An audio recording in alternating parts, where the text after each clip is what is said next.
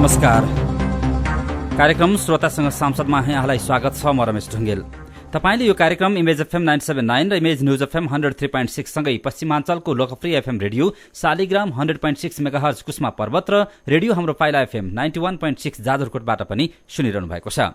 कार्यक्रममा हामीले मुलुकको पछिल्लो राजनीतिक स्थितिका बारेमा व्यवस्थापिका संसदमा प्रतिनिधित्व गर्नुहुने एकजना सांसदसँग कुराकानी छलफल गर्ने गरेका छौं। संयुक्त लोकतान्त्रिक मधेसी मोर्चा सहितको संघीय गठबन्धनले 70 घटनापछि सरकारले वैशाख 31 गतेका लागि तोकेको स्थानीय तहको निर्वाचन फिर्ता गर्न र संविधान संशोधन प्रस्ताव परिमार्जन सहित पारित गर्न सरकारलाई 7 दिने अल्टिमेटम दिएको छ, जसमध्ये 2 दिन व्यतीत भइसकेको छ। सरकारले आफ्ना माग सम्बोधनमा आलटाल गरी सरकारलाई दिएको समर्थन फिर्ता लिएर जनविद्रोहमा जाने चेतावनी समेत दिएको छ। यो अवस्थामा निर्वाचनको विषयलाई छाडेर संविधान संशोधन प्रस्ताव पारित गराउने सवालमा सरकारले आफ्नो प्रयास जारी राखे पनि मुख्य विपक्षी दल संशोधन प्रस्तावलाई कुनै हालतमा पारित हुन नदिने अडानबाट विचलित भएको देखिँदैन। एमाले कुनै पनि बहानामा निर्वाचन नरोक्न प्रधानमन्त्री पुष्पकमल दाहालसँग आग्रह गरिरहेको छ। यो अवस्थामा सरकार निर्वाचन स्थगित गरेर संविधान संशोधन प्रस्तावलाई अगाडि बढाउन तयार हुन्छ या मधेसी मोर्चाको मागलाई व्यवस्था गर्दै अघि बढ्छ? यी अनि यस्तै सवालमा आज हामीले छलफल गर्न चाहेका छौं। आज हामीले धनुषाबाट व्यवस्थापिका संसदमा प्रतिनिधित्व गर्नुहुने नेपाली कांग्रेसका सांसद आनन्द प्रसाद ढुङ्गानालाई आमन्त्रण गरेका छौं। यदि तपाई पनि उहाँसँगको छलफलमा सहभागी हुन चाहनुहुन्छ भने स्टुडियोको टेलिफोन नम्बर 400656 मा टेलिफोन गर्न सक्नुहुनेछ। तपाईले प्रश्न राख्दा शिष्ट भाषामा बुझिने गरी एउटा मात्र प्रश्न राखिदिनुहोला। यति बेला आजका हाम्रो अतिथि नेपाली कांग्रेसका सांसद आनन्द प्रसाद ढुङ्गाना हाम्रो सम्पर्कमा हुनुहुन्छ। मानेज्यू, यहाँलाई स्वागत छ कार्यक्रममा। मानेज्यू, हजुर धन्यवाद। संयुक्त लोकतान्त्रिक मधेसी मोर्चा सहितको संघीय गठबन्धनले 7 दिनभित्र संविधान संशोधन प्रस्ताव परिमार्जन सहित पारित गर्नुपर्ने अनि स्थानीय तहको निर्वाचन फिर्ता लिनुपर्ने सहितका माग राखेर सरकारलाई अल्टिमेटम दिएको छ। यी माग सम्बोधन हुने सम्भावना देख्नुहुन्छ? वैशाख 31 का लागि जुन घोषित निर्वाचन फिर्ता हुने सम्भावना छ? अब एउटा कुरा चाहिँ के हो भनेदेखि अब निर्वाचन त अहिले चाहिँ गएर प्रस्थगत हुन सक्दैन। निर्वाचनको त मिति त्यही घोषणा भइसकेका छ, कामहरू सुरु भइसकेका छन्। 19-20 वर्ष भयो स्थानीय निर्वाचन नभएको। स्वाभाविक रूपमा जनतामा उत्साह के छ भनेदेखि अब 20 वर्षपछि पनि कमसेकम स्थानीय निर्वाचन भएर अब गाउँसम्म नै चाहिँ गएर विकासको लहर आउला भन्ने एउटा उत्साह भएको हुनाले र सरकारले पनि चाहिँ गएर यो संविधान चाहिँ गएर लागू गर्नका लागि पनि 74 माघ 7 गतेसम्म 3टा निर्वाचन अर्थात् स्थानीय निर्वाचन, प्रदेशको निर्वाचन र केन्द्रीय निर्वाचन गरिसक्नु पर्ने हुनाले पनि तपाईँको यो चाहिँ गएर संविधानको कार्यान्वयनको लागि पनि अनिवार्य वस्तु भएको हुनाले यस निर्वाचन जाने हुन्छ। अब राष्ट्रसभा संविधान संशोधनको कुरा संविधान संशोधन प्रस्ताव पेश भइसकेका छ।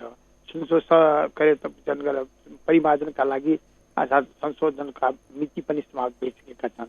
अब यो सुरुदेखि नै आज होइन, निर्वाचन यो संविधान हामीले जारी गर्नुभन्दा पहिलेदेखि नै तपाईँको चाहिने गरेर मधेस केन्द्रीय दलहरूले चाहिने गरेर यो संविधानमा अपुरो छ, यसलाई चाहिने गरेर संशोधन गर्नुपर्छ भनेर भनिआएको हो।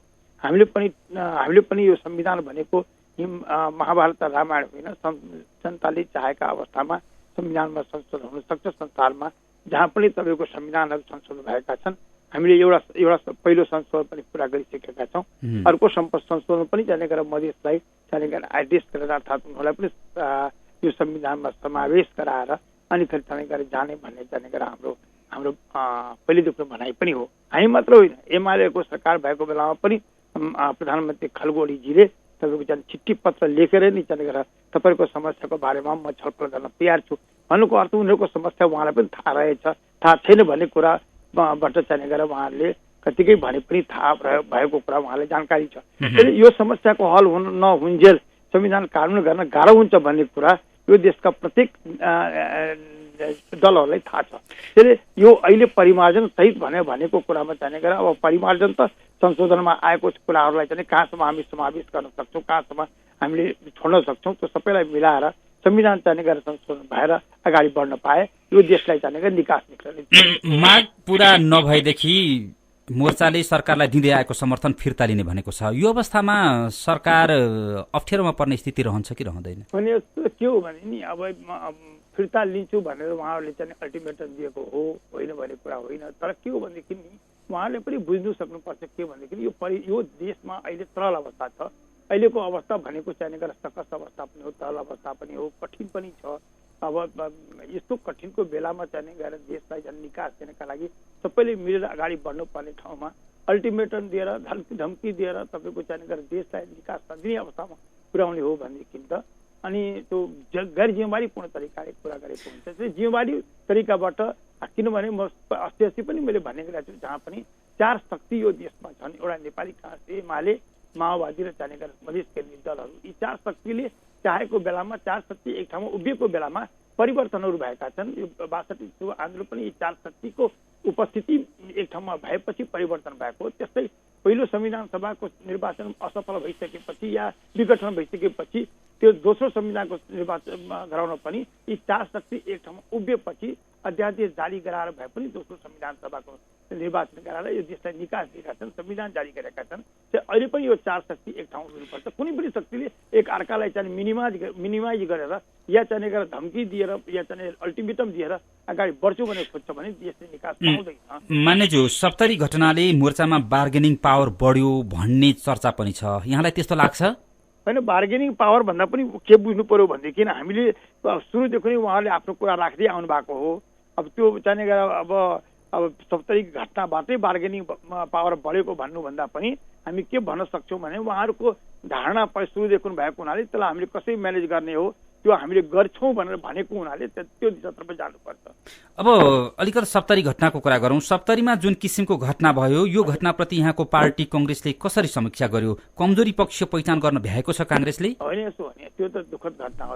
मैले योभन्दा पहिले पनि तपाईँको मिडिया भन्दा पनि पहिले अरू मिडियाहरू पनि मैले भनेको छु, यो त राष्ट्रका लागि नै तपाईँको दुःखद घटना हो। यस्तो घटना घटेर देशमा जाने गरेर कुनै किसिमबाट जाने परिस्थिति खराब हुन गयो भनेदेखि त्यो हामीलाई लागि पनि देशका लागि पनि र त्यसपछि यो नयाँ जारी भएका संविधानका लागि पनि त्यो चाहिँ गरेर राम्रो हुँदैन। किनभनेदेखि यत्रो ठुलो परिवर्तन तपाईँको चाहिँ जुन हामीले पाएका छौँ त्यो परिवर्तनको संस्थागत गर्न बाँकी नै छ। परिवर्तन भयो होला तर संस्थागत हुन सकेको छैन। त्यो संस्थागत गर्नका लागि यो 70 घटनाले निश्चय नै कहीँ न कहीँ तपाईँको चाहिँ सकस अवस्था ल्याएको छ, अप्ठ्यारो ल्याएको छ। अब यसलाई कसरी अप्ठ्यारोमा पुर्याउने, धैर्यताका साथ कसरी अगाडि बढ्ने, यसलाई यो दुःखद घटनालाई कसरी शक्तिको रूपमा परिणत गराएर देशलाई निकास दिने दिशातर्फ जानुपर्छ भन्ने अहिलेको मेरो हाम्रो धारणा छ। यहाँलाई के लाग्छ यो घटना घट्नुमा कमजोरी पक्ष के रह्यो होला जस्तो लाग्छ? कमजोरी पक्ष के हो भनेदेखि नि अब रह्यो सवाल के भनेदेखि अब यो एमाले पनि चाहिँ गरेर तपाईँको मिची काली चाहिँ कार्यक्रम गरेकै हो, उसले पनि गर्छु भनेर हिँडेकै हो। अब र सवाल कहीं जब 70 बन्द भइसकेका थियो भने उहाँहरूले 70 आएर जसले स्थगित गर्नुभयो 3 दिनको लागि त्यस्तै स्थगित गरिदिएर चाहिँ वार्ताबाट चाहिँ एउटा समस्याको निकालेर अनि अगाडि बढेको भए। किनभने बहुदलीय व्यवस्थामा प्रजातन्त्रमा वार्ता भनेको ठुलो कुरा हो। वार्ताबाटै समस्याको समाधान अहिलेसम्म हामीले खोज्दै आएका छौँ र त्यसबाट चाहिँ परिणति पनि पाएका छौँ, हामीले चाहिँ उपलब्धिहरू पनि पाएका छौँ। त्यसले वार्ताबाट अगाडि बढेको भए राम्रो हुन्थ्यो। यसमा चाहिँ गरेर मेरो गोरुको 12 टका भनेर चाहिँ सबैले गरेको कारणबाट सबैले जिम्मेवारी बोध नगर्दिएका कारणबाट 70 घटना भएको हो। त्यसले जिम्मेवारी बोध हामीले नगर्यौँ भने निश्चय नै देशले चाहिँ गरेर दुःखद अवस्थाको स्थिति पाउन सक्छ, दुःखद अवस्था हुन सक्छ। त्यसले अहिले जिम्मेवारी चाहिँ गरेर बोध नभएको जस्तो मलाई लाग्यो अहिलेको अवस्था। मान्यज्यू, लोकतान्त्रिक व्यवस्थामा निषेधको राजनीति त जायज हुन्न होला, एमाले कार्यक्रममै गर्न पाउँदैन थियो भन्ने पनि त होइन होला नि? होइन, त्यो पनि होइन। किनभने अब यही बहुदलीय व्यवस्थाका लागि चाहिँ गरेर आफ्ना अधिकार दलको आधारमा चाहिँ प्रस्तुत गर्न पाउनका लागि हामीले लामो लडाइँ लडेका छौँ। यसका लागि नेपाली जनताले बलिदान दिएका छन्। चाहे त्यो चाहिँ गरेर अहिले जति पनि मैले अघि भने 4 शक्ति, यी 4 शक्ति तपाईँको साँच्ची भन्नुहुन्छ भने एकै ठाउँमा उभिएर सहयात्रीको रूपमा हामीले काम गरेका हौँ नि। त्यसले एक अर्कालाई चाहिँ गरेर हामीले तपाईँको निषेध पनि गर्नु हुँदैन र एक अर्काको भावनालाई पनि हामीले बुझ्नु सक्नुपर्छ। यो दुईटै कुरा चाहिँ गरेर बराबरका साथ हामीले लिन सक्यौँ भने बहुदलीय व्यवस्था पनि लोकतन्त्र पनि बलियो हुन्छ। मेरो धारणा त्यो हो। अब हिजो एमालेलाई निषेध गर्नेले भोलि कांग्रेस माओवादीलाई पनि निषेध गर्न सक्दैनन् भन्ने छैन। माग पूरा भएन भनेर मुलुकमा अस्थिरता बनाउने, दलहरूसँग विचार मिलेन भनेर निषेध गर्ने राजनीतिलाई चाहिँ कसरी हेर्नुहुन्छ यहाँले? निषेध गर्ने राजनीतिको विरुद्धमा नै हामी लडाइँ लडेका हौँ। हामीले यो देशमा चाहिने गरेर लामो सङ्घर्ष नेपाली जनताले अहिलेसम्म राजनीति अस्थिरता हुने कारणले तपाईँको निषेधको राजनीति कारणले निषेध त हुनु हुँदैन, तर निषेध हुनुभन्दा परिस्थितिलाई कसरी आफ्नो पक्षमा ल्याउन सकिन्छ, परिस्थितिलाई कसरी अनुकूल बनाउन सकिन्छ, त्यो दिशातिर पनि जिम्मेवार व्यक्तिहरूले चाहिँ जिम्मेवारीपूर्ण तरिकाले अगाडि बढ्नुपर्छ भन्ने मेरो भनाइ हो। यहाँले मेचीकाली अभियान एमाले त्यति बेला नगरिदिएको भए हुन्थ्यो भन्दै हुनुहुन्छ। त्यो भनाइ होइन, मैले कस्तो कुरा गर्नु, तपाईँले उस्तो कुरा नगर्नुहोस् न। मैले मेचीकाली नगर्नुहोस् भन्ने मैले भनेकै होइन। मेचीकाली उहाँले गर्नुहोस्, तर के हो भनेदेखि नि यदि मानिलिनु के अरे मधेस केन्द्रीय दलले 70को चाहिनेमा चाहिँ गरेर बन्द गर भनेको थियो भने त्यो बेलामा चाहिँ गरेर कसरी यसलाई सहज बनाउन सकिन्छ, जुन दिशातर्फ जिम्मेवार पार्टी लामो सङ्घर्ष गरेको पार्टीले पनि विचार गर्नुपर्छ भन्ने मैले भनेको हो। आज पनि मोर्चाले कतिपय ठाउँहरूमा बन्द गरिरहेको अवस्था छ, तर एमाले फेरि आजदेखि मेचीकाली अभियान सुरु गरेको छ। मधेसी मोर्चा आन्दोलनमा छ मधेसमा, यसले फेरि राजनीतिक मुठभेड हुने सम्भावना कतिको देख्नुहुन्छ यहाँ? होइन, के हो भनेदेखि नि अब हामीले धेरै तपाईँको चाहिने गरेर कुनै पनि म भन्ने गर्छु, रबड पनि तपाईँको तान्ने जति तानिने हो, बर्ता तान्ने भने त्यो पनि चुडिन्छ नि। त्यसरी चाहिने गरेर हामीले यो यत्रो ठुलो उपलब्धि हामी यदि साँच्चै नै हामीले परिवर्तन गराएका हौँ र यसका प्रति हामी जिम्मेवार छौँ र यसलाई हामी चाहिने गरेर कहीँ चाहिने गरेर जनताका हितका लागि, समृद्ध नेपालका लागि अगाडि बढ्ने कोसिस गरेका हौँ भनेदेखि हामीले अहिलेको परिस्थितिमा चाहिने गरेर संयम राखेर आफ्ना विचारलाई चाहिने गरेर व्यवस्थित गर्दै वार्ताबाट समस्याको समाधान खोज्नुपर्छ भन्ने हाम्रो भनाइ।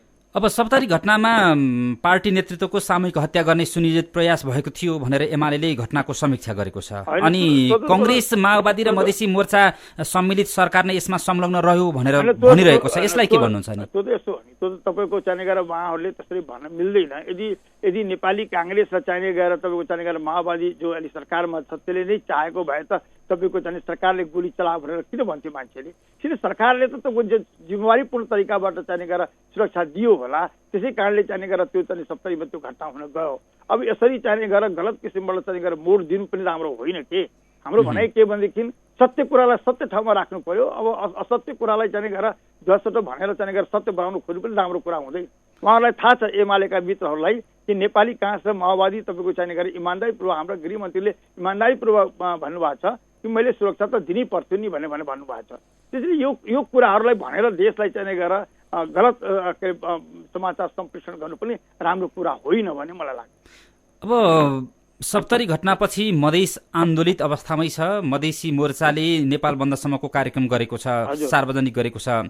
कांग्रेस भने मौन देखिन्छ यसमा। अहिले मुलुक जुन किसिमको परिस्थिति उत्पन्न भएको छ यसमा कांग्रेसले समन्वयकारी भूमिका खेल्न सकेन भन्ने चर्चा छ। होइन, नेपाली कांग्रेस कसरी मौन छ? नेपाली कांग्रेसका सभापति तपाईँको ठाउँ ठाउँमा भन्नु भएको छ अहिलेको अवस्थामा चाहिने गरेर हामीले स्वयं वर्तनुपर्छ। 70को घटना दुःखद घटना हो। पार्टीले तपाईँको प्रेस विज्ञप्ति निकाल्यो, त्यसका लागि तपाईँको चाहिने गरेर पार्टीभित्र पनि तपाईँको चाहिने गरेर छलफलहरू भइरहेका छन्। भएका छैन भन्ने कुरा होइन। सरकार कसरी चाहिने गरेर यसलाई तपाईँको चाहिँ अहिलेको परिस्थितिलाई कसरी चाहिने गरेर एउटा व्यवस्थित गरेर राष्ट्रलाई निकास दिने भन्ने कुरामा कांग्रेस चिन्तित छैन भन्ने कुरा होइन। कांग्रेस चिन्तित भएको हुनाले नै हाम्रो सभापतिले हिजो अस्ति नै पनि तपाईँको चाहिने गरेर पोखरामा आफ्ना कुराहरू व्यक्त गर्नुभएको छ। त्यसले के हो भनेदेखि नि कांग्रेस तपाईँको यो देशको राजनीतिको मियो भएको हुनाले कांग्रेसले हतारिएर पनि कुनै कुरा गर्न चाहँदैन। कांग्रेस के चाहन्छ भने संयम र धारणताका साथ यसलाई निकास दिन सकौँ अनि कोसिसमा लागेको छ। संशोधन प्रस्तावकै विषयमा पनि कांग्रेसभित्र मत मिल्न सकेको अवस्था छैन। केही सांसदहरू केही नेताहरू संशोधन गर्नुहुन्न भन्नुहुन्छ, केहीले तुरुन्तै चाहिँ यसलाई संशोधन गरेर अगाडि बढ्नुपर्छ भन्नुहुन्छ। नेपाली कांग्रेस तपाईँको चाहिने गरेर डेमोक्रेटिक पार्टी हो, आफ्ना विचार राख्न सकिन्छ। नेपाली कांग्रेसको केन्द्रीय समितिमा संशोधन प्रस्ताव ल्याउनु हुँदैन भन्ने प्रस्ताव पास भएको त छैन नि। नेपाली कांग्रेसको केन्द्रीय समितिमा पनि संशोधन प्रस्ताव राखेर भए पनि हामीले चाहिने गरेर देशलाई निकास दिनुपर्छ भन्ने कुराको छलफलहरू भएकै हो नि, नभएको होइन। त्यसरी के हो भनेदेखि विचार आफ्ना हुन्छ, तर पार्टीले एउटा चाहिने गरेर निर्णय लिइसकेपछि त्यो निर्णयको पक्षमा चाहिने गरेर हामी सबै नेपाली कांग्रेसका कार्यकर्ताहरू तल्लो त्यो गाउँ इकाइदेखि लिएर केन्द्रीय समितिसम्म एकै ठाउँ उभिन्छौँ। यदि त्यस्तो अवस्था नरहने हो भने नेपाली कांग्रेसभित्र तपाईँको चाहिने गरेर यत्रो लामो समयसम्म कांग्रेस बाँच्नै सक्ने छैन। काङ्ग्रेसले चाहिँ परिवर्तनको नेतृत्वहरू जो 7 सालको होस्, 46 सालको होस्, 62 सालको नेतृत्व लिन सक्ने छैन। नेपाली काङ्ग्रेस समग्र रूपमा एकै ठाउँमा छ। विचार चाहिँ कहीँ कहीँ दिएको हुन सक्नुहुन्छ साथीहरूले, तर त्यसलाई चाहिँ गरेर विमति भएको भन्ने ठान्नु हुँदैन। अब मुलुकमा विकसित जुन पछिल्लो घटनाक्रम छ त्यसलाई लिएर कङ्ग्रेसभित्र बहस हुन सकेको छ, बाहिरबाट हेर्दा त हामीले देखेका छैनौँ। छलफल गर्न नसकेको हो कङ्ग्रेसले क्षमता जुन निर्णायक क्षमता छ त्यो काङ्ग्रेसमा ह्रास हुन थालेको हो? होइन, त्यस्तो होइन। त्यो काङ्ग्रेसको जहिले पनि त्यस्तै देखिएको मान्छेहरूले भन्छन्, तर परिवर्तनको नेतृत्व त काङ्ग्रेसले गरेको छ नि। यो परिस्थिति नेपाली काङ्ग्रेसका लागि अहिले मात्र होइन, तपाईँको 7 सालमा भन्दा पहिले पनि देखिएको थियो। 7 सालभन्दा पछि तपाईँको पञ्चायतको तपाईँको चाहिँ 30 वर्षको चाहिँ गरेर कालरात्रिमा पनि देखिएको थियो। अहिले पनि मान्छेहरू त्यही भन्छन्। 62 आन्दोलनको भन्दा पहिले पनि त्यस्तै अवस्थाहरू देखिएको थियो। तपाईँलाई थाहा होला, 62 आन्दोलन गर्नुभन्दा पहिले धेरै पार्टीहरू धेरै ठाउँमा गए, तर काङ्ग्रेस एक ठाउँमा बिस्तारै आफ्नो चाहिँ उद्देश्य पुरा गर्नका लागि सङ्घर्ष गरिराख्यो। अहिले पनि काङ्ग्रेस तपाईँको चाहिँ बिस्तारै यो देशको निकासका लागि कसरी व्यवस्थित गर्न सकिन्छ भन्ने दिशातर्फ अग्रसर छ। अब यहाँहरू पनि छुट्टै भेलाहरूमा बस्नु भएको छ। पार्टी केन्द्रीय कमिटीको बैठक डाक्नुहोस्, संसदीय दलको बैठक डाक्नुहोस् भनेर भनिरहनु भएको छ। सभापतिले टेरिरहनु भएको छैन। होइन, त्यस्तो डाक्नको लागि चाहिँ यो परिस्थितिमा हामी एक ठाउँमा एकपल्ट बस्नुपर्ने आवश्यकता छ भनेर चाहिँ हामीले भनेका होइनौँ भन्ने कुरा होइन। त्यो पनि चाहिँ सभापति बाहिरै हुनुहुन्थ्यो। अब आएपछि सायद मलाई लाग्छ कि चाहिँ बसेर चाहिँ अहिलेको निकास कसरी निकाल्न सकिन्छ त्यो दिशातर्फ काम चाहिँ भइरहेका छ। अब यहाँहरूले मुलुकमा विकसित राजनीतिक घटनाक्रम लगायतका विषयमा छलफल गर्न केन्द्रीय समिति बैठकको माग गर्दै गर्दा सभापतिले तपाईँहरूले भन्दैमा बोलाइहाल्नु पर्ने छ र भनेका जवाफहरू पनि त बाहिर आए नि। हो, त्यो जवाबहरू हामीले पनि सुनेन भन्ने कुरा होइन। तर के हो भने अब केन्द्रीय समिति चाहिँ बोलाउनु पर्छ। केन्द्रीय समिति बोलाएर चाहिँ गरेर अहिलेका चाहिँ समसामयिक राजनीतिको बारेमा छलफल चाहिँ आवश्यक देखिन्छ। फेरि यो आवश्यकतालाई चाहिँ काङ्ग्रेसले बुझेको छ जस्तो लाग्छ मलाई। सभापतिजीले चाहिँ गरेर निश्चय नै यही अवस्थालाई बुझेर बोलाउनु होला भनेर हामीले विश्वास लिएका छौँ। वर्ष दिन भयो महाधिवेशन सकिएको। वर्ष दिनका यो वर्ष दिनभित्रमा जति 21 जना केन्द्रीय समितिमा सदस्यहरू मनोनित गर्नुपर्नेमा जम्मा 12 जनाको मात्र अहिलेसम्म भयो क्या र? अझै केन्द्रीय सदस्य सहित उपसभापति, महामन्त्री, सहमहामन्त्री लगायतको मनोनयन गर्नै बाँकी छ। यो हिसाबमा हेर्दा अहिलेको नेतृत्वलाई सफल भयो भन्न मिल्छ? मैले के हो भने किन अप्ठ्याराहरू छन्, कामै भएका छैनन् भने पनि होइन। जस्तो संसद दलको निर्वाचन भयो, संसदीय कार्य समिति भन्यो, अरू धेरै कामहरू भएका छैनन् भन्ने कुरा होइन। तर के हो भने जुन स्पिडबाट चाहिँ गरेर हाम्रो विधानले भन्छ त्यो स्पिडबाट अगाडि बढ्न छैन, यो कुरा सत्य हो। अब यसलाई कसरी म्यानेज गर्ने हो त्यो तर्फ चाहिँ गरेर हामीले जानुपर्छ र सभापतिजीले पनि चाहिँ गरेर गर्नुपर्छ। अहिले पनि सभापतिजीले चाहिँ गरेर प्रोग्राममा भन्नुभएको छ, म चाहिँ गरेर यसलाई म्यानेज गर्छु, पार्टीलाई समग्र रूपमा एक ठाउँमा लिएर हिँड्छु भनेर भन्नुभएको छ। हामीले स्वाभाविक रूपमा चाहिँ गरेर हाम्रो पार्टी तपाईँको डेमोक्रेटिक पार्टी हो। यो पार्टीभित्र तपाईँको चाहिँ गरेर यस्ता कुराहरू देखिन्छन्, तर चाहिँ गरेर हामी एकै ठाउँ उभिएर एउटा समय र परिस्थितिमा राष्ट्रका लागि, समाजको परिवर्तनका लागि हामीले चाहिँ गरेर काम गरिआएको र अहिले पनि त्यो गर्नका लागि चाहिँ पछि पर्नु हुँदैन र पार्टीलाई चाहिँ चुस्त दुरुस्त बनाउनुपर्छ। किनभने जुन बेला काङ्ग्रेस कमजोर भयो त्यो बेला डेमोक्रेसी चाहिँ कमजोर भएको छ, लोकतन्त्र कमजोर भएको छ, लोकतन्त्र यहाँ चाहिँ गरेर समाप्त भएको छ। त्यसले अहिलेको परिस्थिति पनि त्यस्तै देखिएको हो। त्यसले अहिले चाहिँ गरेर नेपाली काङ्ग्रेस बलियो भएर एक ठाउँमा एक ढिक्का भएर अगाडि बढ्नुपर्छ। त्यसका लागि सभापतिले चाहिँ गरेर निश्चय नै नेतृत्व लिनुपर्छ भन्ने हाम्रो भनाइ हो। त्यो चाहिँ गरेर यदि नेपाली काङ्ग्रेस कमजोर भयो भने देशमा चाहिँ लोकतन्त्र कमजोर हुन्छ। हामीले देखेका छौँ, पार्टी फुट्यो हाम्रो, त्यही बेलामा जे कमजोर भयो त्यही बेलामा राजाले टेकओभर गरे। त्यसले यस्ता कुराहरूबाट हामीले सजग हुनुपर्ने अवस्था चाहिँ छ। अहिले कङ्ग्रेसभित्र गुटगत राजनीति मौलाएको छ, बढ्दै गएको छ। झन्झन कङ्ग्रेस देखिँदा एकदेखि पनि भित्र विभिन्न ग्रुपमा विभाजित छ पनि भनिन्छ। यसो भने काङ्ग्रेस डेमोक्रेटिक पार्टी हो। हेर्नुहोस्, पार्टीभित्र तपाईँको चाहिँ गरेर आफ्ना विचार हुन्छन् हुँदैन भन्ने कुरा होइन। तर पार्टीले जब चाहिँ गरेर आफ्नो चाहिँ गरेर संस्थागत निर्णय गर्छ, गाउँ इकाइ समिति, नगर, तपाईँ चाहिँ गरेर जिल्ला, तपाईँ चाहिँ गरेर महासमिति, महाधिवेशन, केन्द्रीय समितिले निर्णय गरिसकेपछि त्यसलाई चाहिँ गरेर सबैले हामी स्वीकार गरेर अगाडि बढेका छौँ। र अहिले तपाईँले जुन भन्नुभयो नि चाहिँ गरेर गुट होइन, डेमोक्रेसीमा तपाईँको चाहिँ गरेर आफ्ना विचारहरूलाई चाहिँ अगाडि सारिन्छ। त्यो विचारहरूमा मन्थन हुन्छ र मन्थन भएपछि निर्क्योल जो हुन्छ त्यसलाई अगाडि लिएर हामी बढ्छौँ। त्यो गुट होइन कि त्यो तपाईँको विचारहरूको चाहिँ गरेर तपाईँको धारणाहरू हो, त्यसलाई चाहिँ गरेर केन्द्रीय समितिमा छलफल गरेर चाहिँ गरेर एउटा निर्णयमा पुग्नुपर्छ।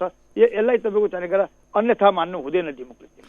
अब कुनै पदमा कसैलाई राख्नु पर्यो भने भागभण्डा हुन्छ। अहिले हामीले देखिरहेछौँ भित्र पनि अब वरिष्ठ नेता रामचन्द्र पौडेलले पनि भाग खोजिरहेको अवस्था देखिन्छ। अब कृष्णप्रसाद सिटौलाले नि त्यस्तै खोजिरहेको देखिन्छ। खुमबहादुर खड्काले पनि भागहरू खोजिरहेको हुन्छ, तर सङ्ख्या थोरै हुन्छ। त्यसलाई मिलाउन पनि सभापतिलाई हम्मे पर्यो भनिन्छ।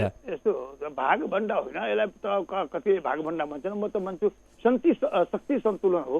जस्तो मान्नु नि सभापतिले जति मत पाउनुभयो चाहिँ गरेर वरिष्ठ नेता रामचन्द्रजीले जति मत पाउनुभयो त्यो जति कम मत पाएको या चाहिँ गरेर त्यसलाई पनि तपाईँ कसरी यसमा समायोजन गरेर व्यवस्थित गरेर लैजाने भन्नका लागि मात्रै ती कुराहरू हुन्। यसलाई भागभण्डा नभनौँ, यसलाई के भनौँ भने शक्ति सन्तुलन, पार्टीभित्रको शक्ति सन्तुलनलाई व्यवस्थित गर्नका लागि यी यस्ता कुराहरू डेमोक्रेटिक पार्टीमा हुन्छ। यसलाई चाहिँ गएर हामीले अन्यथा लिनु हुँदैन जस्तो मलाई। अनि छुट्टा छुट्टै भेलाहरू बस्नु चाहिँ उपयुक्त हुन्छ होइन? त्यसो भने भेला होइन, त्यसलाई तपाईँ चाहिँ गरेर आफ्ना विचारलाई कसरी पार्टीभित्र चाहिँ गरेर सन्तुलन गर्ने हो, कसरी पार्टीभित्र यसलाई चाहिँ गरेर परिमार्जित गरी पास गर्न सकिन्छ, कसरी आफ्ना विचारलाई चाहिँ गरेर पार्टीभित्र व्यवस्थित गरिन्छ भन्नेका लागि बस्ने 4जना साथी बस्ने, 10जना साथी बस्ने, 20जना साथी बस्ने, बसेर त्यसबाट चाहिँ पार्टीलाई चाहिँ राम्रो निकास निस्किन्छ भने त्यो बस्नुलाई अन्यथा पनि मान्नु हुँदैन हामीले। अब महाधिवेशनताका सभापतिले जसलाई जुन किसिमको आश्वासन दिनुभयो ती आफू निकटकालाई मिलाउन नसक्दा पनि यी पदाधिकारी मनोनयन पछाडि धकेलिँदै गयो भन्ने कुरा पनि सुनिन थालेको छ। होइन, अब त्यो त अब भन्नेले के भन्नु चाहिँ मलाई थाहा छैन, सभापतिजीले कसलाई के भन्नुभएको छ त्यो पनि मलाई थाहा छैन। हामीले बुझ्यौँ के भने नेपाली काङ्ग्रेसको सभापति हो, नेपाली काङ्ग्रेसको सभापति समग्र रूपमा तपाईँको चाहिँ गरेर पार्टीभित्रको चाहिँ गरेर आफ्नो प्रतिस्पर्धालाई सभापतिको रूपमा जितिसकेपछि सबैलाई समेटेर हिँड्नुपर्छ भन्ने अहिलेसम्मको धारणा काङ्ग्रेसभित्र भएको हुनाले काङ्ग्रेस यत्रो वर्ष 70 वर्षसम्म पनि यो देशमा चाहिँ बाँचिरहेको राजनीतिको मियोको रूपमा रह्यो काङ्ग्रेस देशको। त्यसैले अहिले पनि तपाईँको सभापतिजीले अब कसलाई के भन्नुभएको छ त्यो मलाई थाहा भएन, तर एउटा कुरा के थाहा छ मलाई भने पार्टीभित्र डेमोक्रेटिक पार्टी भएको हुनाले यसलाई चाहिँ शक्ति सन्तुलनलाई व्यवस्थित गर्दै लैजानुपर्ने सभापतिको दायित्व हुन्छ र सकस अवस्था पनि त्यो हो। हामीले अलिकति तुलना गर्न मिल्छ, अघिल्लो कार्यकालमा सभापतिमा हुनुहुन्थ्यो सुशील कोइराला, उहाँ स्वर्गीय भइसक्नु भएको छ। त्यति बेला उहाँमाथि निकै आरोपहरू लाग्ने गर्थे। उहाँमाथि संगठन सुदृढीकरण र निर्णय क्षमता भएन भन्ने किसिमका आरोपहरू हुने गर्थे, जसले गर्नुहुन्थ्यो उहाँ नै अहिले नेतृत्वमा हुनुहुन्छ। अब उहाँको कार्यशैली हेर्दा यहाँहरूलाई तुलना गर्ने हिसाबमा त्यो कार्यशैली सुशील कोइरालाले जुन हिसाबले अगाडि बढाउनु भएको थियो पार्टी र निर्णयहरूलाई अहिलेको नेतृत्वले त्यही हिसाबले अगाडि बढ्न सके जस्तो देख्नुहुन्छ यहाँले? मैले यस्तो अब आफ्नो कार्यशैली त आफ्नो तरिकाको हुन्छ। सुशील कोइरालाको कार्यशैली र चाहिँ शेरबहादुरजीका कार्यशैलीमा एकै किसिमको हुनुपर्छ भन्ने पनि जरुरी छैन। तर कुरा के हो भनेदेखि नि जुन कार्यशैलीबाट हिजो यदि हाम्रो चाहिँ बिचमा जति विवाद तपाईँहरूले देख्नु भएको थियो क्रियाशीलमा या विभिन्न समयमा, तर पार्टी अधिवेशन त्यो परिस्थितिमा साँच्चै नै हाम्रो चाहिँ आन्तरिक तपाईँको विवाद धेरै भएको भए अधिवेशनै हुने थिएन, 13 महाधिवेशन हुने थिएन। तर त्यो सबैलाई हामीले समेटेर डेमोक्रेटिक पार्टीमा यस्ता कुराहरू हुन्छन्, स्वाभाविक कुरा हो भनेर हामीले 13 महाधिवेशन गऱ्यौँ। अब 13 महाधिवेशन पछि पनि जुन कुराहरू देखिएको छ यसलाई चाहिँ गरेर समायोजन गरेर व्यवस्थित गरेर शक्ति सन्तुलनलाई चाहिँ व्यवस्थापन गरेर जान अगाडि बढ्नुपर्छ। एउटा कुरा त निश्चित हो कि 1 वर्षभित्रमा जति काम हुनुपर्छ त्यो कामहरूमा चाहिँ गरेर कहीँ न कहीँ चाहिँ धीमी गति भएकोलाई चाहिँ हामी अस्वीकार गर्न सक्दैनौँ, गर्दैनौँ पनि। तर के हो भने यसलाई चाहिँ गरेर अहिलेको परिस्थिति जुन देशको अवस्था छ 74 मार्च 7 गरेसम्म 3टा निर्वाचन हामीले गराइसक्नुपर्ने छ। यो परिस्थितिमा पार्टी चाहिँ गरेर एक ढिक्का भएर चुस्त जुसको साथ अगाडि बढ्नुपर्छ भन्ने कुरा जुन छ त्यो चाहिँ सही हो। अब यहाँहरूले बेला बेलामा पार्टी सभापतिलाई पनि भेटिरहनु भएको छ। अब यी पदाधिकारी, केन्द्रीय सदस्य मनोनयन लगायतका कुराहरू चाहिँ कहिलेसम्ममा टुङ्गेला, के पाउनु भएको छ यहाँहरूले? होइन, अब यो त छिटोभन्दा छिटो टुङ्गिनुपर्छ। हामीले चाहिँ भनिआएका छौँ भनेको सभापतिजीलाई कि छिटोभन्दा छिटो सबै पार्टीका चाहिँ पदाधिकारीहरूको तय गरेर अगाडि बढौँ। अब सकस अवस्था त स्वाभाविक देशको भएको हुनाले पार्टीको अवस्था पनि सकस छैन भन्ने कुरा होइन, तर यसलाई सबैलाई चाहिँ छिटोल्दै जानुपर्छ भन्ने हामीले भनेका छौँ र मलाई लाग्छ अब छिटोभन्दा छिटो गर्नु।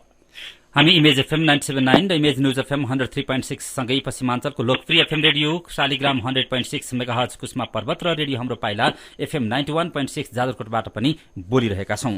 आज हामीले व्यवस्थापिका संसदमा प्रतिनिधित्व गर्ने नेपाली कांग्रेसका सांसद आनन्द प्रसाद ढुङ्गानालाई अतिथिको रूपमा आमन्त्रण गरेका छौं। यदि श्रोता तपाईले पनि उहाँसँगको छलफलमा सहभागी हुन चाहनुहुन्छ भने स्टुडियोको टेलिफोन नम्बर 4006526 मा टेलिफोन गर्न सक्नुहुनेछ।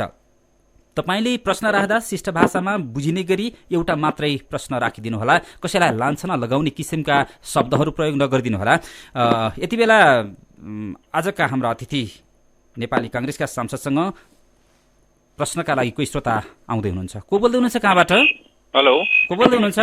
म काठमाडौँको कपनदेखि कमल सिंह। कमलजी, के छ यहाँको प्रश्न? नमस्कार अतिथिज्यू। नमस्कार नमस्कार।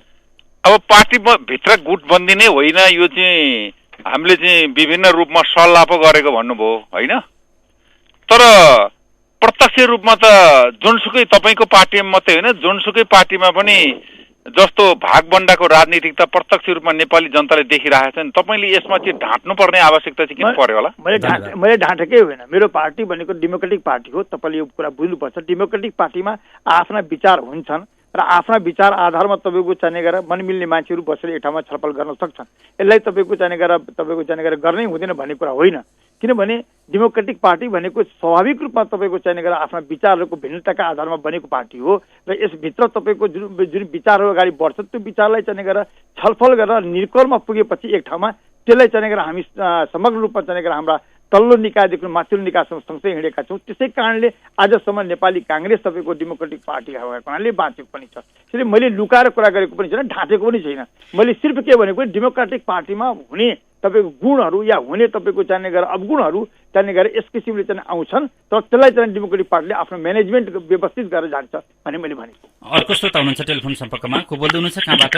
हजुर नमस्कार। हजुर नमस्कार, को बोल्दै हुनुहुन्छ? नमस्कार, गोविन्द रिजाल बोल्दैछु पोखराबाट। प्रश्न राख्नुहोस्। सिया प्रश्न सोध्छु।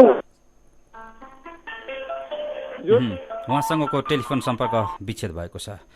उहाँले प्रश्न राख्न खोज्दै हुनुहुन्थ्यो, गोविन्दजी हुनुहुन्थ्यो। हामी अर्को श्रोतातर्फ जान्छौँ। को बोल्दै हुनुहुन्छ, कहाँबाट?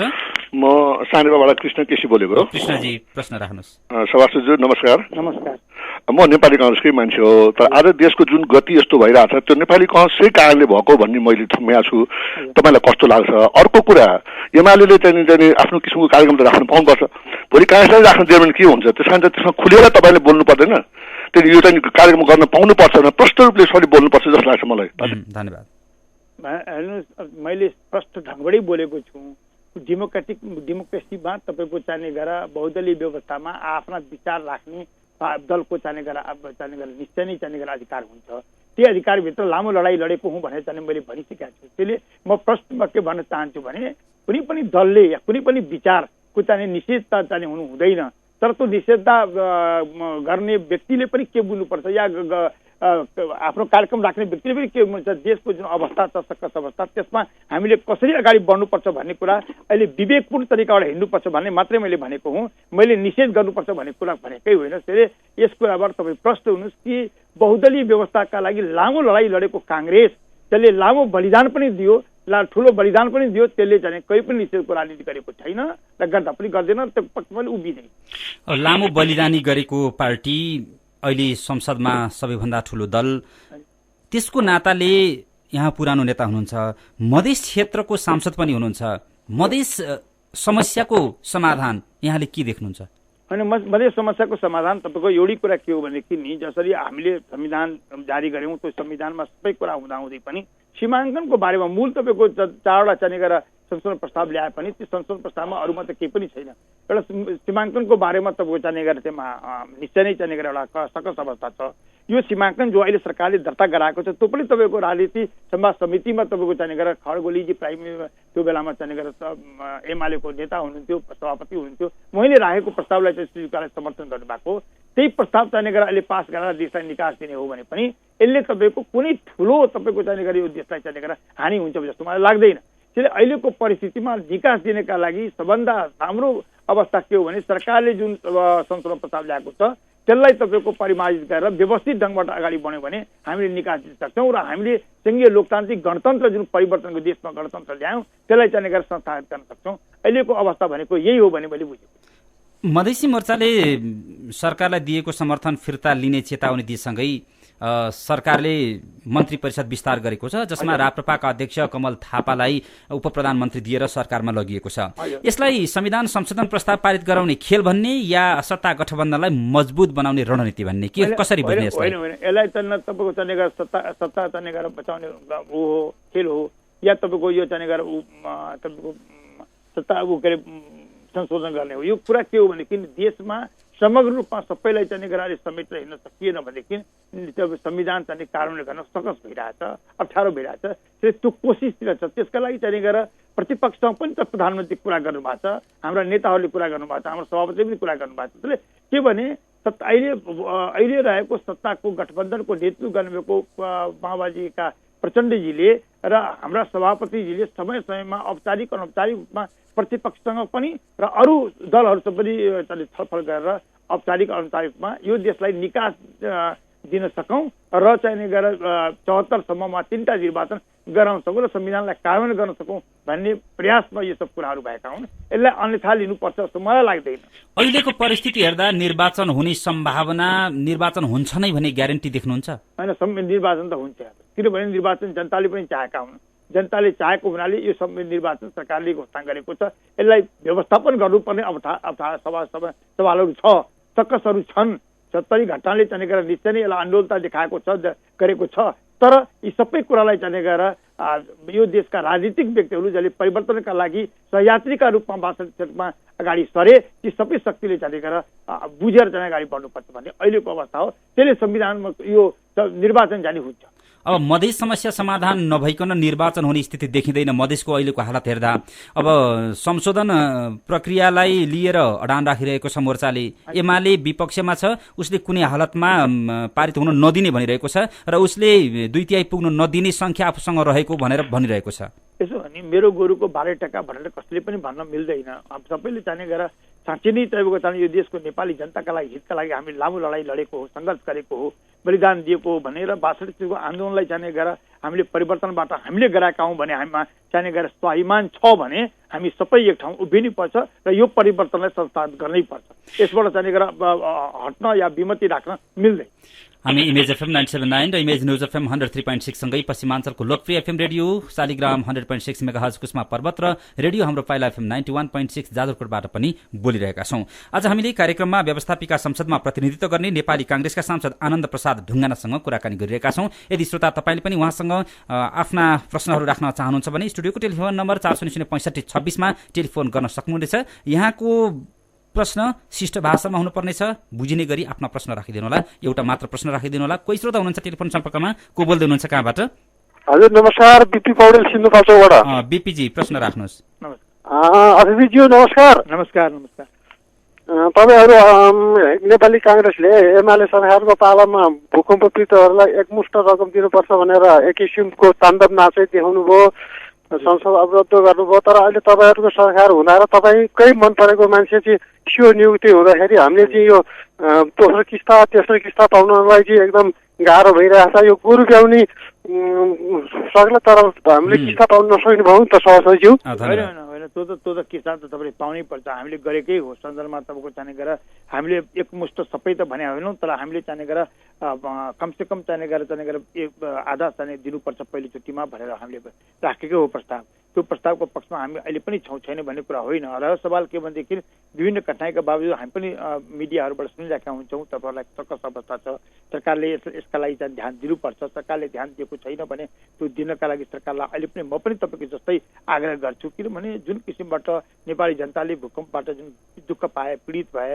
र अहिले पनि चाहिने गरेर जुन के अरे चाहिँ घर बास बस्न पाएका छैनन् र उसमा टेन्टहरूमा बस्नु परेको छ र जुन हावाहुरी र चाहिने गरेर जाडो र चाहिने चिसो पानीबाट दुःख पाएका छन्, त्यसका लागि म पनि एउटा नेपाली नागरिक भइसक्छु, तपाईँसँग नै छु। तपाईँसँग तपाईँकै साथ मेरो साथ बोली जोडिएको छ। तपाईँको भाषा र मेरो भाषामा कहीँ फरक छैन। तपाईँ जुन कुराबाट लडिरहनु भएको छ त्यो कुराको हामी पनि चाहिने गरेर सदनमा उठाउँछौँ। उठाउँदैन भन्ने कुरा होइन, उठाइरहेको पनि राखेका छौँ, सरकारसँग पनि कुरा गर्छौँ। म चाहिँ आग्रह गर्न चाहन्छु तपाईँ जस्तै तपाईँको चाहिँ सरकारलाई कि तुरुन्तभन्दा तुरुन्त तपाईँको चाहिने दोस्रो त्यस्तो किस्तातिर अब चाहिने गरेर नेपाली जनतालाई भूकम्पबाट दुःख पाएको लागि चाहिने जो कसरी हुन्छ पहिलो प्रायोरिटीमा दिनुपर्छ भन्ने मेरो पनि भावना छ। मानिजी एउटा जिज्ञासा राखौँ, नेपाली भूमिमै भारतीय सुरक्षाकर्मीद्वारा हिजोको घटना यहाँलाई याद होला, कञ्चनपुरमा जुन घटना भएको छ, एक नेपालीको पनि मृत्यु भएको छ। यो सवालमा यहाँहरूले आवाज उठाउन किन नसक्नु भयो? होइन, आवाज उठाएका छौँ। दुःखद घटना हो, हाम्रो सभापतिले पनि भनिसक्नु भएको छ। यो दुःखद घटना हो। कुनै पनि राष्ट्र स्वतन्त्र चल्ने गरेर सार्वभौम सत्ता राष्ट्रको चल्ने गरेर नागरिकलाई कुनै पनि अरू विदेशी राष्ट्रका चाहिँ प्रहरीले चाहिँ यस्तै गोली मार्न पाइँदैन। त्यसका लागि चाहिँ स्वाभाविक तपाईँको चाहिँ हाम्रो गृहमन्त्रीले अब यहाँ थाहा होला अहिले उहाँ के अरे हिन्दुस्तानको चाहिँ गृहमन्त्रीसँग पनि कुरा गर्नुभयो यो चाहिँ दुःखद घटनाको बारेमा र यसलाई चाहिँ सरकारले चाहिँ साधुताका साथ चाहिँ यस समस्याको समाधान खोज्नुपर्छ र दुवै छिमेकी राष्ट्रहरूले चाहिँ किन यस्तो घटना भयो, यो घटनाका लागि को दोषी हो, त्यो दिशातर्फ चाहिँ अगाडि बढ्नुपर्छ। अब यस्ता घटनाहरू बारम्बार हुने गरेका छन्, सीमा क्षेत्रमा बढी हुने गरेका छन्, तर नेपालका नेताहरू भारतका विरुद्धमा बोल्न साह्रै कन्जुस्याइ गर्नुहुन्छ। होइन त्यस्तो छैन। हेर्नु तपाईँलाई थाहा याद होला बीपी कोइराला 16 सालको प्राइम मिनिस्टर हुने बेलामा जब जवाहरलाल नेहरूले आफ्नो पार्लियामेन्टमा हाम्रो सीमा हिमाल भन्दा बीपीले प्रतिपाद गर्नुभयो र त्यो चाहिँ इन्डियन पार्लियामेन्ट उठ्दाखेरि जवाहरलाल नेहरूले पनि चाहिँ माफी मागेर भने कि चाहिँ होइन हाम्रो सिमाना उत्तरको नेपाल हो भन्ने भन्नु पर्यो। त्यस्तै मुस्ताङमा चाहिँ चाइनिज आर्मीबाट चाहिँ हाम्रो उसलाई नागरिकलाई मार्दाखेरि पनि त्यहाँ पनि तपाईँको उसले चाहिँ स्पिच माग्यो। त्यसै गरी नेपाली नेताहरू नेपालका चाहिँ नेताहरूले नेपालको सार्वभौमिकता सम्पन्नतामा कहीँ चाहिँ अखण्डतामा कसैले चाहिँ आँच आउनु खोज्दाखेरि डटेर चाहिँ अगाडि बढेका छन् र अहिले पनि तपाईँको डट्नुपर्छ भन्ने कुरामा हाम्रो बिचमा विमति छैन र त्यसै कारणले तुरन्त चाहिँ हाम्रा गृहमन्त्रीले पनि हिन्दुस्तानको गृहमन्त्रीसँग तत्काल नै चाहिँ आफ्नो प्रतिपाद गरेर चाहिँ आफ्नो कुरा राखे। त्यसले अहिले पनि म के भन्न चाहन्छु भने जुन किसिमको दुःखद घटना कञ्चनपुरमा भयो र नेपाली नागरिक नेपालका जो गौतमजीलाई जुन चाहिँ घटना घटियो यो चाहिँ यसको चाहिँ दुःखद घटनाको चाहिँ एक्सक्युज इन्डियाले माग्नु। अर्को श्रोता हुनुहुन्छ टेलिफोन सम्पर्कमा, को बोल्दै हुनुहुन्छ, कहाँबाट? हेलो नमस्कार अतिथिज्यू। नमस्कार, म गंगा प्रसाद शर्मा नेपाली। तपाईका धेरै कुरा सुने। तपाईँ नेपाली कांग्रेसका पाका नेता, तपाईलाई कस्तो लाग्छ नेपाली कांग्रेस विधि नैतिकता सदाचारिता अनुशासन नेपालको भूमि बचाउने पक्षमा देखिएन कि तपाईँ र तपाईँकालाई कर खुवाएर चार शक्तिलाई देश ध्वस्त पार्ने इजाजत दिएको हो हामी नेपाली नागरिकले? भन्नुहोस् त। धन्यवाद। होइन तपाईँहरूले त त्यो हामीलाई चाहिँ गरेर त चार शक्तिलाई चाहिँ दिएको त होइन, तर चार शक्ति मिलेर देशको समृद्धिका लागि गणतन्त्र चाहिँ व्यवस्थापन गर्नका लागि चाहिँ जिम्मेवारी लिएका छन्। त्यसले पहिले अघिदेखि पनि भनिरहेका छौँ, यहाँहरूलाई निवेदन गरिरहेका छौँ हामीले चाहिँ जिम्मेवारपूर्ण तरिकाबाट चाहिँ अगाडि बढ्नुपर्छ र यो जिम्मेवारी चाहिँ अहिले बोध भएको छैन। त्यसैले यो परिस्थितिहरू सकल अवस्था देखिएका हुन्। तपाईँको भनाइबाट म असहमत छैन। हामी चाहिँ यो देशको राष्ट्रको अखण्डताका लागि यो देशको चाहिँ सार्वभौमिकता सम्पन्नतालाई चाहिँ व्यवस्थित गर्नका लागि हामीले एक भएर अगाडि बढ्नै पर्छ। जबसम्म राजनीतिक दलहरूले तपाईँको चाहिँ यसमा आफ्ना चाहिँ कुराहरूलाई चाहिँ व्यवस्थित गर्दैनन् तबसम्म राष्ट्रको अवस्था देख्नाले तपाईँले भनेका कुराबाट हामीले पाठ सिक्नुपर्छ र अगाडि बढ्नुपर्छ। मानिज्यू, यहाँले हामीलाई समय दिनुभयो। समय र छलफलका लागि धेरै धेरै धन्यवाद।